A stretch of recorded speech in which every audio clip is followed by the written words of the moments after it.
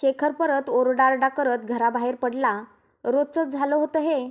रेवा निमूटपणे त्याच्या रागीट स्वभावाला सहन करत दिवस रेटायची. तो खूप प्रेमळ आहे, पण हे ऐकवत ऐकवत सासूबाईंनी तिला नेहमीच समजावत संसार म्हणजे स्त्रीचं बलिदान वगैरे ऐकवत ऐकवत मुलं सुनेच्या मध्ये वाटाघाटी केल्या होत्या. त्यांच्या परीने त्यांनी उत्तराला उत्तर टाळून घरात शांतता नांदवायचा प्रयत्न केला होता. मुलाला समजवण्याचा प्रयत्न व्यर्थ आहे हे कळल्यावर त्यांनी त्याला काही समजावणं टाळलेलंच होतं. शेखरचे बाबा खूप तापट म्हणून नातेवाईकांमध्ये प्रसिद्ध होते. त्यामुळे वडिलांच्या पावलावर पाऊल ठेवून वळणाचं पाणी वळणावरच जाणार म्हणून सोडून दिलं होतं आईने. सुनेसाठी मनापासून जीव तुटायचा, पण मुळात बुजऱ्या स्वभावाची असल्याने विशेष करताही येत नव्हतं.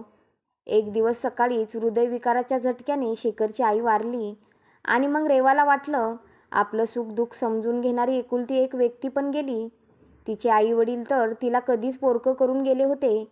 आई गेल्यानंतर गरम डोक्याचा असला तरी मनाने हळवा असलेला शेखर अजूनच बिथरल्यासारखं वागायला लागला. कालपर्यंत वडील म्हणजे आदर्श मानलेला असल्याने त्यांचंच वागणं तंतोतंत बघून वागत आयुष्याची 55 वर्ष घालवली होती. स्वभाव दूरतिक्रम ह्या उक्तीनुसार त्याच्या आणि बाबांच्या वागण्यात काही फरक पडेल अशी सर्व आशा रेवाने सोडूनच दिली होती. रेवा आणि तिची दोन्ही मुलं आपापल्या परीने बाबा आणि आजोबांना शांत ठेवण्याच्या प्रयोगाला कंटाळत चालली होती. रेवाला आजकाल बाबांच्या वागण्यात मात्र फरक जाणवत चालला होता. आई गेल्यापासून ते अचानक शांत राहायला लागले होते. त्यापेक्षाही रेवाला मदत करण्याकडे त्यांचा कल वाढत चालला होता. ते आजकाल तिचं मन सांभाळायचा प्रयत्न करायचे. रेवाने आवर्जून मैत्रिणींना ही गोष्ट सांगितली तर त्या तिला म्हणाल्यासुद्धा, आता त्यांना माहीत आहे ना, त्यांना तुझ्याशिवाय पर्याय नाही म्हणून हा तात्पुरता बदल. सौ चूहे खाकर बिल्ली चली गई हजको. पण आजही बाबा स्वतःचं सर्व काही स्वतः करायला सक्षम आहेत हे रेवा जाणून होती. त्यामुळे बाबांमधला हा सुखद बदल तिला आवडला होता. आईंना जाऊन जेमतेम 3 महिने उलटले असतील. अचानक एक दिवस शेखर ऑफिसमधून घरी आला आणि चहामध्ये साखर जास्त पडल्याचा क्षुल्लक कारणावरून घर डोक्यावर घेतलं. 3 महिन्यांपासून असलेली थोडीफार शांतता आज शेवटी भंग पावली. रेवा चारदा म्हणत होती, मी दुसरा चहा देते, पण 1 कप चहा न पटल्यावरून थेट तिच्या शिक्षणापासून ते दिग्वंत आईवडील सगळ्यांचा उद्धार झाला. बाबा बाजूलाच बसले होते आणि अचानक म्हणाले, रेवा, आज मी आणि शेखर डिनरला घरी नाही. चहात आज साखर जास्त झाली म्हणून रागावून आज हे लोक घरी जेवणार नाहीत असे समजून रेवा खूप वेळा सॉरी पण म्हणाली. पण इकडे आज बाबांचा आपल्याला सपोर्ट आहे असे बघून शेखरला जरा जास्त चेव आला होता. तो म्हणाला, हो बाबा, आपण बाहेरच जाऊ. जेवणासाठी इतकी मरमर करायची आणि तेच अन्नपाणी चविष्ट मिळत नसेल तर काय उपयोग. आपण आत्ताच निघूया चला, 8 तर वाजलेत आहेत. ह्या चहानी तोंडाची पार चव गेली आहे. बाबांनी रेवाकडे पाहून गप्प राहा असे खुनीनीच सांगितले. बाबांचा हा पवित्रा नवीन होता रेवासाठी, पण ह्या दोघांपैकी एकालाही प्रश्न विचारायची तिला कधीच हिंमत नव्हती. शेखरने गाडी काढली आणि बाबांना घेऊन जवळच्याच रेस्टॉरंटमध्ये दोघे पोचले. शेखर आणि बाबा बरेचदा ड्रिंक पार्टी करायला इथेच यायचे. आई गेल्यानंतर आज पहिल्यांदाच आले होते. पुरुषांनी कसं पुरुषार्थ बाळगावा, पुरुष जरा तडकफडक शोभून दिसतो, शेळमट नाही वगैरे बाळकडू इथे शेखरला मिळालं होतं. पण आज बाबा चक्क ड्रिंक्स घ्यायला नाही म्हणाले. शेखरसाठी हा धक्काच होता. तो म्हणाला, बाबा, तुम्ही आणि विस्कीला नाही म्हणत आहात, काय झालं तुम्हाला. आजकाल शांत शांतही असता. बाबा अचानक रडायला लागले. बराच वेळ कोंडलेल्या भावना उफाळून आल्या.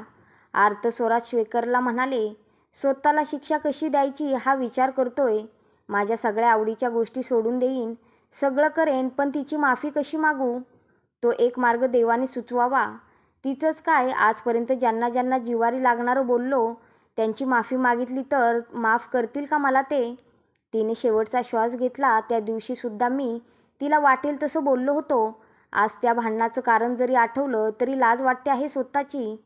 माणूस इतका कसा स्वार्थी होऊन जातो. स्वतःच्या काही विक्षिप्त कल्पनांसाठी आपण दुसऱ्याला किती गृहीत धरतो ना.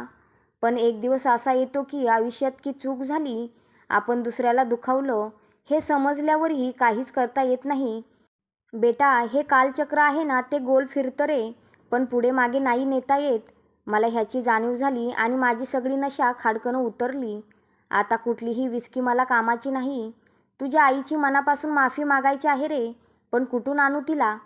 आता एका क्षणासाठी तरी तिला सांगायचं होतं, तिच्यावर हक्क गाजवायचो, तिचा सतत पाणउतारा करायचो, पण माझं खूप प्रेम होतं तिच्यावर. तिला माहीत असेल का ते, की एक तमासखोर माणूस नवरा म्हणून नशिबी आल्याने ती आयुष्य संपल्याचा आनंद मानून ह्या जगातून गेली असेल? काय माहीत सगळे प्रश्न आता अनुत्तरित राहतील. एक धडा घेतला मात्र मी त्या दिवशीपासून. बोलताना 100 वेळा विचार करून बोलायचं. आज नंतर तो माणूस आपल्याला आयुष्यात परत कधीच दिसला नाही तरी आपण तेव्हा असं नको होतं बोलायला, ही आपल्याला बोचणी राहता कामा नये. अत्यंत विचारपूर्वक बोलायचं. आयुष्य असं जगायचं जणू काही ही आपली शेवटची भेट. कधी चुकून दुखावलंच कोणाला तर पटकन मनापासून सॉरी म्हणून टाकायचं. काय माहीत पुन्हा संधी मिळेल का? फार भयंकर असते रे अपराधीपणाची भावना घेऊन जिवंत राहणं, खास करून जेव्हा ती माणसं आपल्याला सोडून जातात, जी आपल्या जगण्याचं कारण असण्याची जाणीव होते आपल्याला नंतर. तेवढ्याकरिता तुला आज इथे आणलं. मी ज्या यातना भोगतो आहे त्या तुझ्या वाटेला येऊ नयेत म्हणून आज तुला माझा हा एक मोलाचा सल्ला समज. कारण इथेच बसून नाही त्या पुरुषार्थाच्या खुळचट कल्पना तुझ्या डोक्यात घुसवल्या मी. बघ, आजच जागा हो. आपल्या मृत्यूनंतर रडणारे नसले ना तरी चालतील, पण निदान कुणाला सुटकेची भावना वाटेल इतकं दुसऱ्यांसाठी त्रासदायक ठरू नये माणसांनी. आपल्यावर प्रेम करणारी माणसं असतात तोपर्यंतच त्यांची किंमत कळलेली बरी. किती क्षुल्लक कारणाने आपण जीवाभावाची माणसं तोडतो आणि मग झुरत बसतो त्यांच्यासाठी आयुष्यभर. बाबा असे हताश केविलवाणे शेखरने 55 वर्षात कधीच पाहिले नव्हते. आईला कधीच गीजगंतीतही न पकडणारे बाबा आज आईच्या आठवणीने इतके कासावीस होताना पाहून शेखरही खूप भावूक झाला. बाबांना समजवण्यासाठी तो म्हणाला, बाबा तसंच काहीतरी कारण घडल्याशिवाय तुम्ही भांडला नसणार आईशी. मला माहीत आहे. जाऊ द्या, कुटुंबात होत असतात अशी भांडणं. तसे बाबा म्हणाले, हो रे, आपण जेव्हा दुसऱ्याला बोलतो तेव्हा आपल्याला असंच वाटत असतं की आपण योग्यच गोष्टीसाठी बोलतो आहोत, पण आपण नुसती चूक दाखवूनही गप्प नाही बसत ना.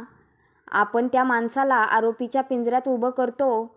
नाहीच जाणवत हे सगळं जोपर्यंत डोळ्यासमोर निमूटपणे ऐकून घेणारी ती व्यक्ती दिसत असते.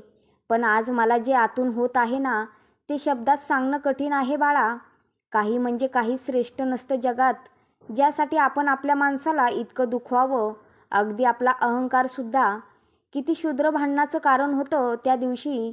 मी सहज दुर्लक्ष करू शकलो असतो, पण कुठे माहीत होतं इतकं धडधाकट आरोग्य असलेली तुझी आई, तो तिच्या आयुष्याचा शेवटचा दिवस असेल आणि आमची शेवटचीच भेट. तिच्यापेक्षा मोठं नक्कीच नव्हतं ते कारण.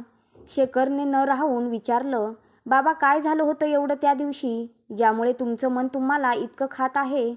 बाबा हताशपणे म्हणाले, सकाळी सकाळी माझ्या कितीतरी आधी उठून तयार होऊन मला आवडतो म्हणून माझ्याबरोबर चहा घ्यायला माझ्या आवडीचा चहा घेऊन तुझी आई खोलीत आली.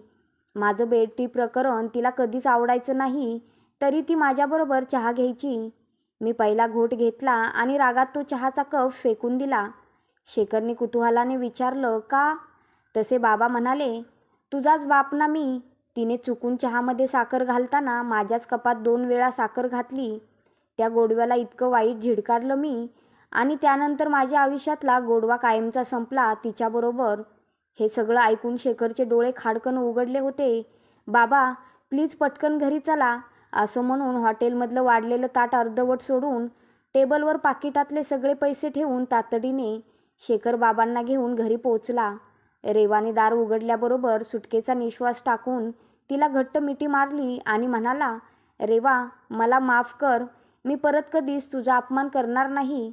देवाऱ्याकडे बघून नकळत त्याच्या तोंडातून शब्द फुटले, थँक्यू देवा, मला आयुष्यात एक संधी दिल्याबद्दल. या कथेच्या लेखिका रुचा माई.